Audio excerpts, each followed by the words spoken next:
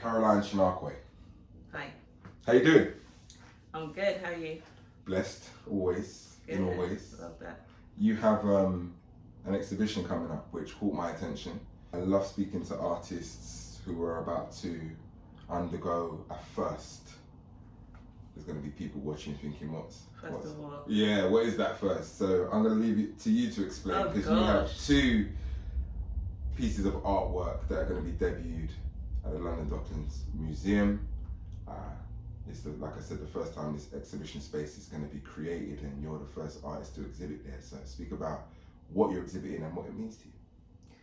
So, as far as I've been told, I'm the first living artist that's been commissioned to produce a work that will be there, hopefully forever, in the museum that represents Black Britain today.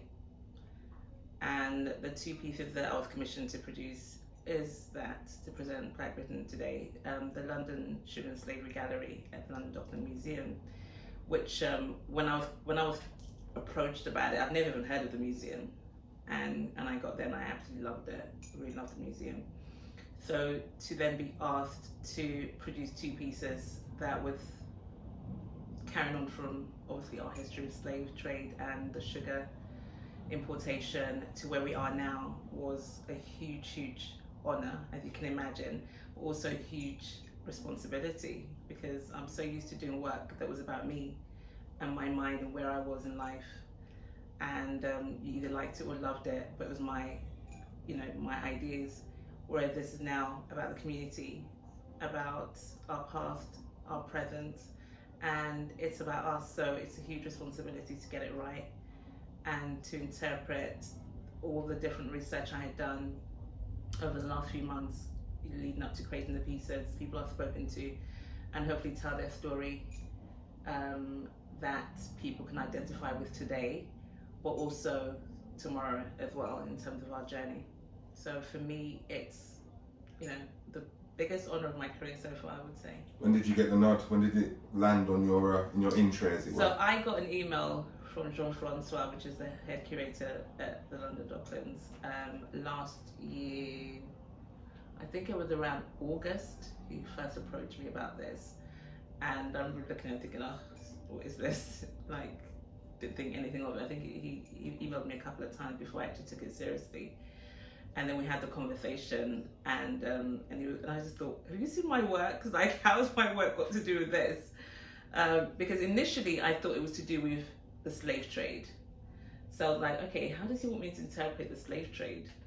My work is very vibrant, it's very colourful, it's very futuristic. I guess some people say Afrofuturism. So I was like, how? And then he had a conversation, said, look, I saw your work, and what struck me was just how bold it was and how in your face it was, and that is what he really wanted, was something that was very much in your face. And obviously he thought that my work is very much about identity and culture anyway, and it speaks about Britain, who we are today. That's what my work is really about, our story right now. So that's why he felt I was the right person for it. And I went to the museum, showed me around, loved the museum, loved the exhibit, loved Jean-Francois, and I was like, yeah, I'm in it. You're in. Yeah. So you did the research, spoke to people. You must have had your own perspective on how you were going to start the work. But so how did what you encountered in that research, how did that inform you and then essentially colour the work in for you? So initially, when I first had the first meeting with Jean-Francois and I looked around, before we actually broke down the brief, I did think it was to do with slavery. So I was looking at chains and scars and all sorts, and he said, no. He said, Caroline, I don't want that. And I was like, oh, phew, thank God, I'm like over it. But I think whatever he'd asked me to create, I would have probably said yes anyway, because it was such an honor to do something like that. But when he said, no, it's about Black Britain today, I was like, fantastic, this is me. This is literally, I could have taken one of the pieces of work that I had and just plopped it in there and it would have been fine. But the challenge was, so it was a case of initially, looking at myself and my story as being a Black British immigrant, well, African immigrant coming to the UK. I came here when I was 6 years old. And my journey from Nigeria to the UK, the experiences I've had, I also recognize that I also had lived a life of privilege to a certain extent. And I didn't realize that until 2020 Black Lives Matter and going through my collection to do with colorism, and I really looked at racism and looked at colorism and skin tone bias and how privileged light-skinned Black people were in this world. As much as, of course we have our hard times, no one's saying, we know we're Black and we know we're still going to have prejudices, but you just have that little bit more advantage. And I was looking at that in that collection. So that carried me on this journey of really looking at myself in terms of, gosh, Caroline, there's a lot you have not experienced as a Black person, and you've got to be honest with that, So it didn't make sense for me to kind of tell our story from my perspective alone, because my perspective was the one of privilege. So that's when I started talking to different people and talking to not just Africans from different parts of the diaspora, but also to Caribbean community as well, those that I felt founded Britain for Black people. And obviously growing up in the 70s, 80s, and 90s in the UK, there was a lot of tension between the Caribbean and African community. And I'd always wondered why that was. I was like, well, what is it? It's like, and then obviously over time I recognized our history and the fact that the Caribbean community had really worked hard to find and carve a place for themselves in the UK. And then back then Africans would come in and just swarm to the country, privileged life and with money, sending their kids to private schools, shopping, and they were treated very, very differently. And I think it really brought a lot of resentment in terms of, one, Africans, we don't really recognize our history that much, and we're not taught about slavery. I didn't know anything about slavery when I was in Africa until I came here, and I realized that there's other people that were Black that were not actually from Africa. So that was surprising to me alone. And so yes, I really wanted to tell that story. And the first time I actually researched on the Windrush generation, so I knew about Windrush. Obviously we've been hearing stories about it, especially in the last 5 or so years, with a lot of people being deported and all that, but I really didn't delve into it. Again, this life of privilege of a West African girl that's just concerned about being West African and not really think about anything else. So I really thought, okay, in order for me to do this justice and to do this right, I really had to educate myself, speak to as many people as I could. So I had a series of 12, 13 questions, which I asked everybody that came. I invited people to come through my studio, and I asked them these questions, and there was no prep, there was no, here's a question beforehand. It was like, who are you today? As honestly as you could be, in terms of the answer of the question. And my initial idea was I was going to do an image that was kind of angry about society. But after interviewing everybody, it wasn't that. It was a different kind of image that I created. So that was the difference in terms of where I thought I was and what I was going to do to where I end up being at the end of it. Sounds like it was an educational process. Did you enjoy it though? Yeah. Really, really enjoyed it, because I was talking to, again, and I enjoyed it because of this sheltered, I'm in my 50s, but there's a lot I don't know about my culture, about my community, a lot that I didn't know. I was very much, I came from a fashion background. World was all about the creative industry, and everything was about the creative industry, the fashion industry, the music industry, the arts, but not really delving enough into culture.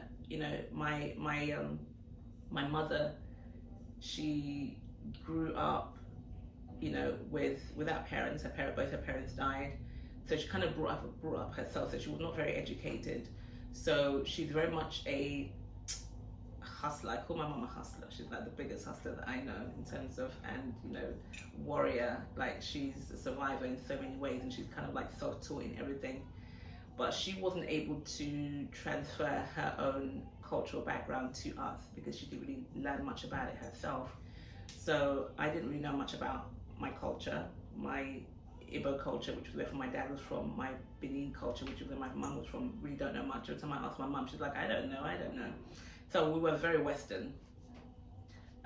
So speaking to these people was a huge education for me, and I learned so much, and it was so joyful seen people just open up about their background, but also more important how they felt about being black today and how proud we were. And I realized that, you know, I'm a very proud African, a very proud Nigerian, very proud person, full stop, black, you know, and I wouldn't change anything about me.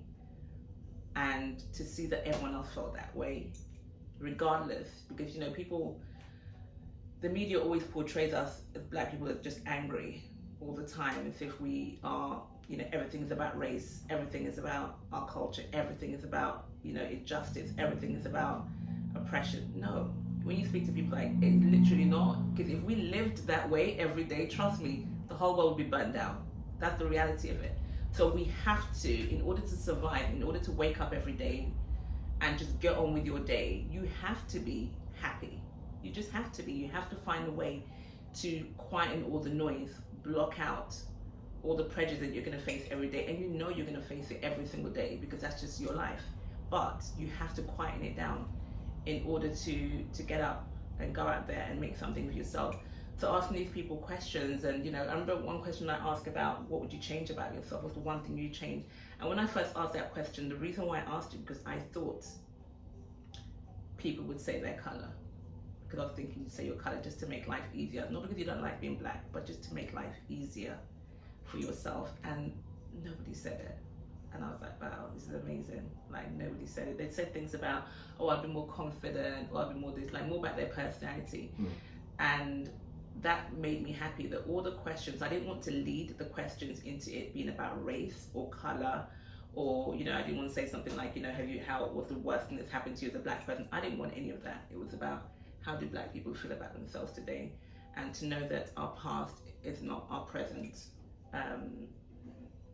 is really good. And not to say that we don't understand that we have a history, and our history has affected us, but it's not who we choose to, what we choose to live by on a daily basis.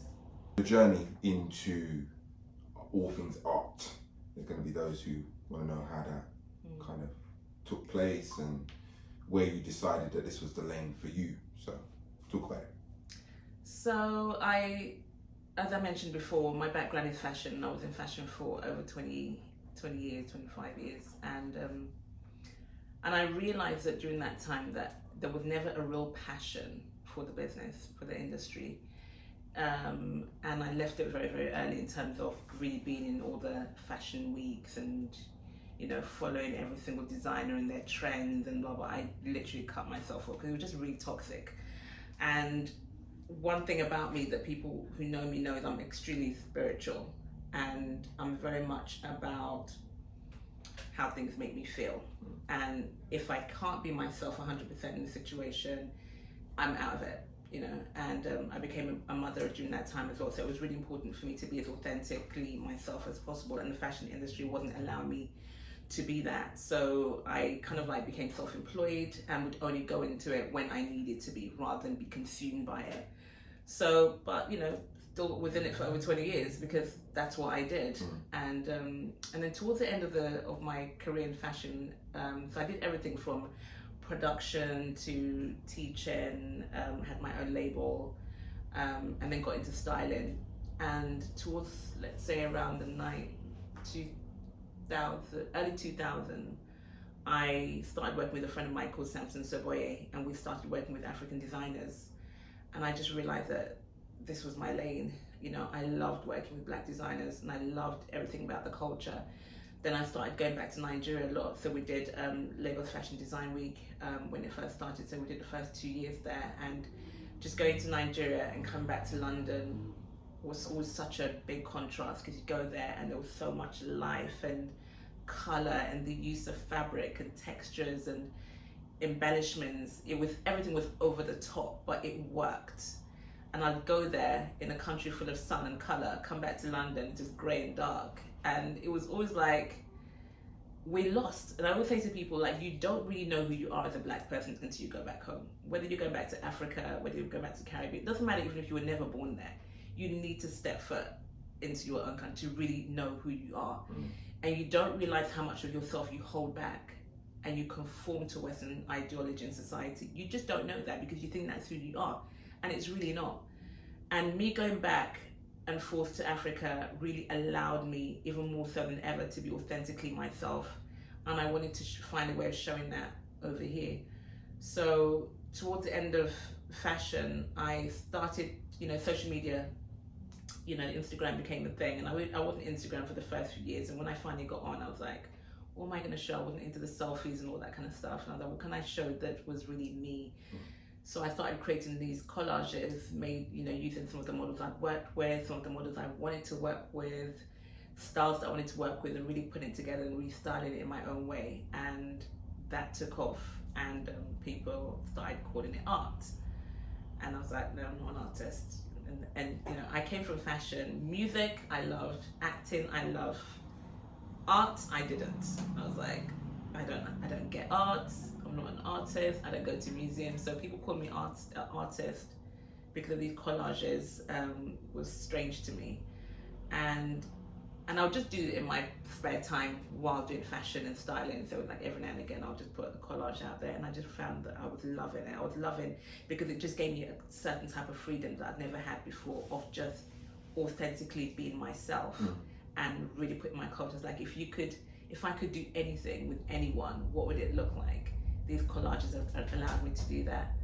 And and in 2019, I was like, yeah, this is it. I literally cut cold, ended fashion, dropped everything, started working on my first collection in 2019. So it took me the whole year to transition, because it was a transition. It was an industry that I knew nothing about. I knew nobody in it, but the passion was there, and it was the first time that I felt passion. Not since I wanted to be a music artist when I was younger, and I remember growing up in fashion.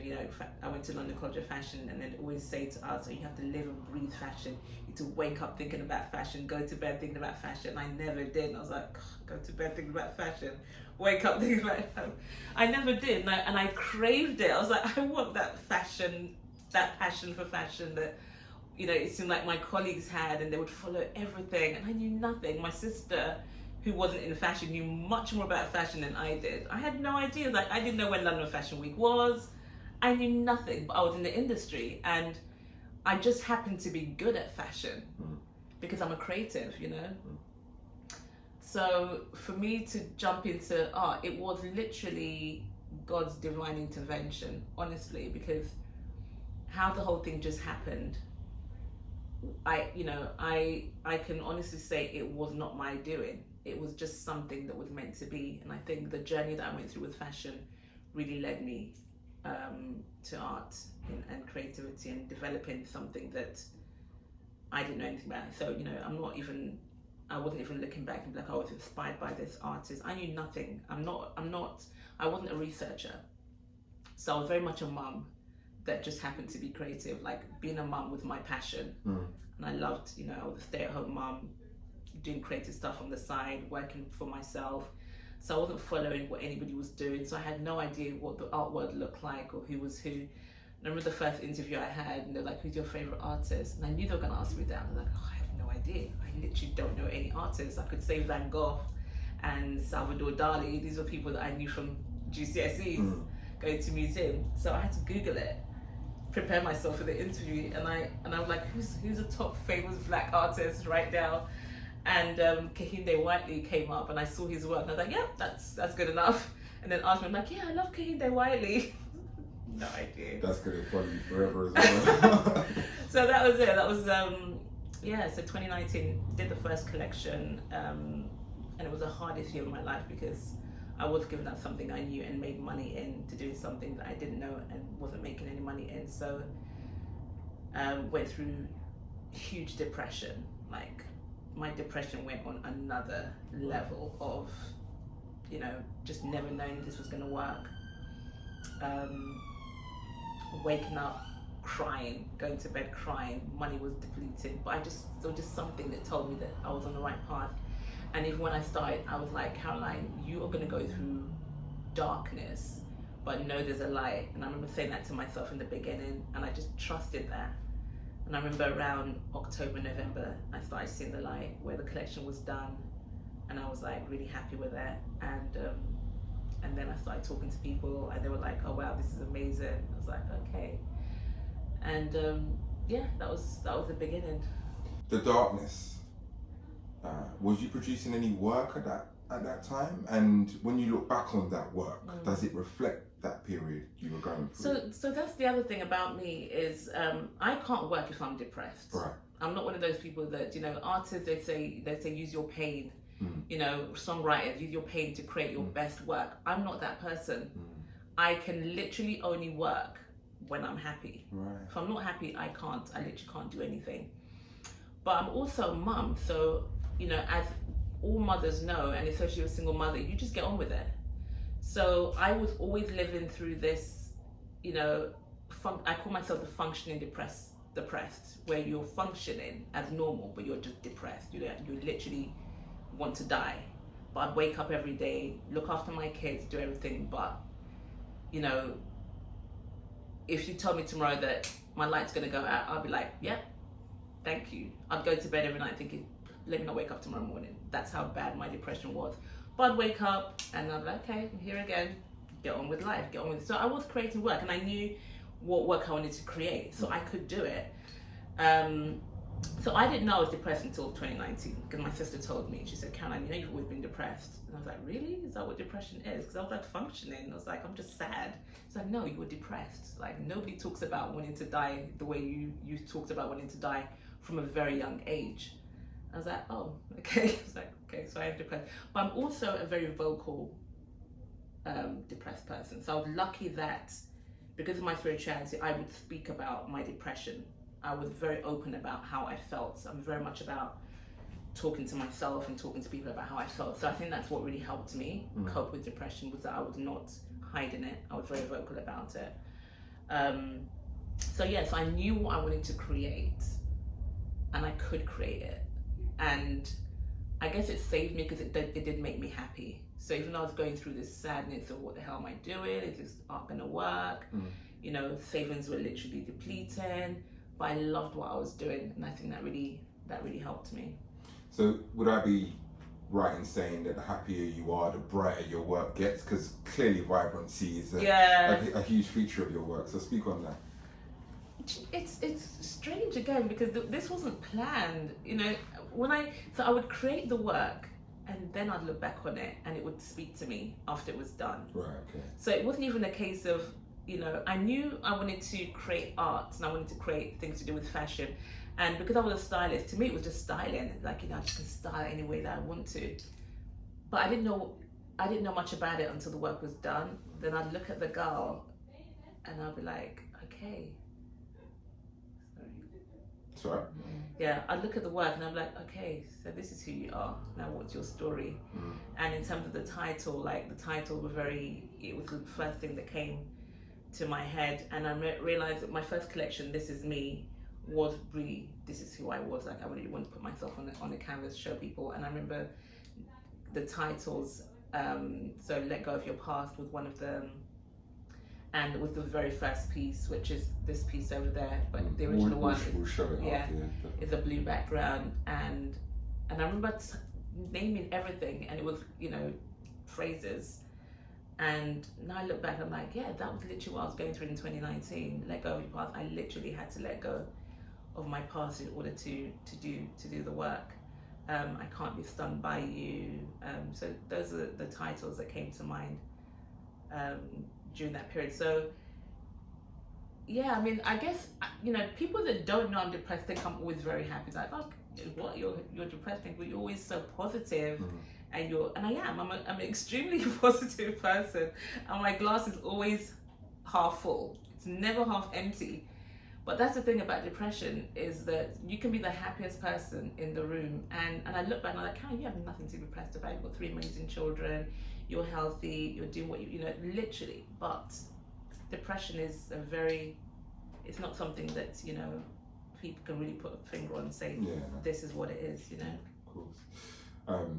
When did you what's the most expensive piece you've sold, and when you sold your first piece after the light presented itself and you knew this is what you were doing, how did that make you feel? The first piece I sold was in 2020. The first so going back, the first piece I sold was before I actually decided to be an artist was in 2019. Right. I was actually in Lagos.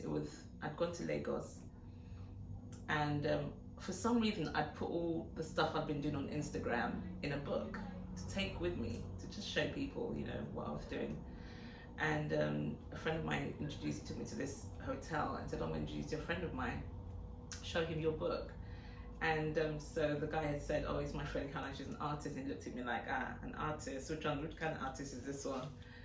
And I showed him. He was like, oh, okay. He was very surprised. And I think he was the very first person I really showed my work to, apart from my friend.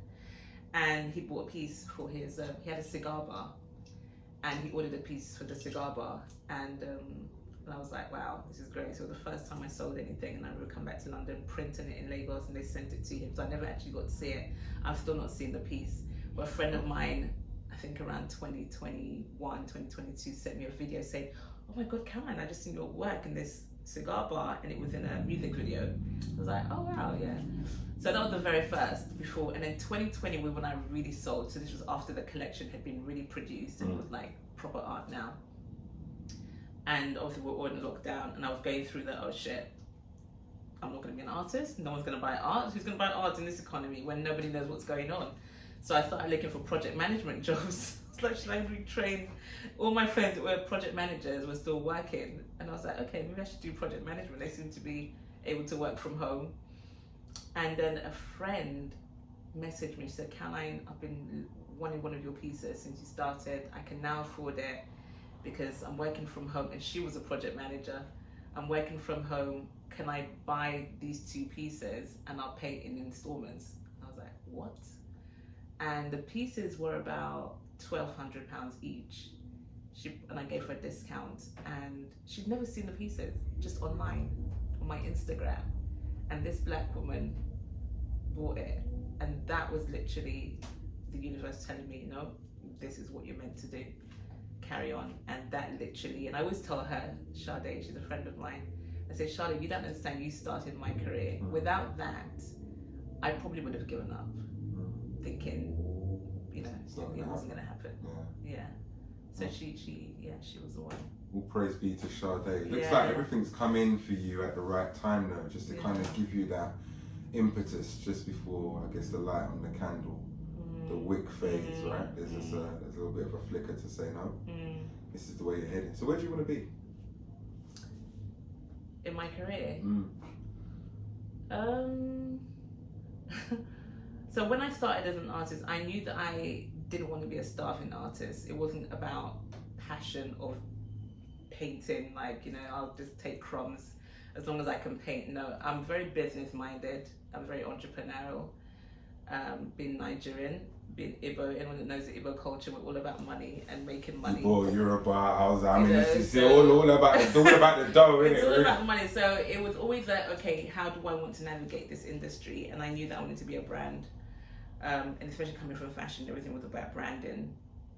So I knew I wanted to be a brand, not just create art, but I wanted to create, like a lifestyle where art, homeware, fashion kind of worked together culturally and put it into spaces that you wouldn't see. So I've been very lucky that since my career started, I've had a lot of doors open for me without me knocking on them, because the work resonated with people and it fitted in.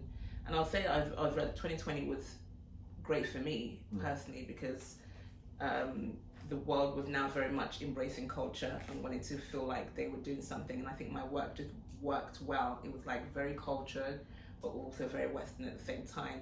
So, and I wasn't holding anything back with my work. It's very, very in your face. So for the fact that these establishments were happy to embrace it and put it in their spaces, I was like, great, this is what I want to do. So yeah, where I want to see myself is just to carry on growing the brand, have the work in as many luxury spaces as possible, in as many people's homes as possible. And I want people to resonate with it and feel like, yeah, this is who they are. This is a representation of who they are, who they want to be, and it be successful. Is there anything else you want to share with us before we part ways? No, just people should just follow their dreams, and I just want Black people to be as authentically themselves as possible. Don't hold yourself back from being who you really are, and just love each other more. That's my message.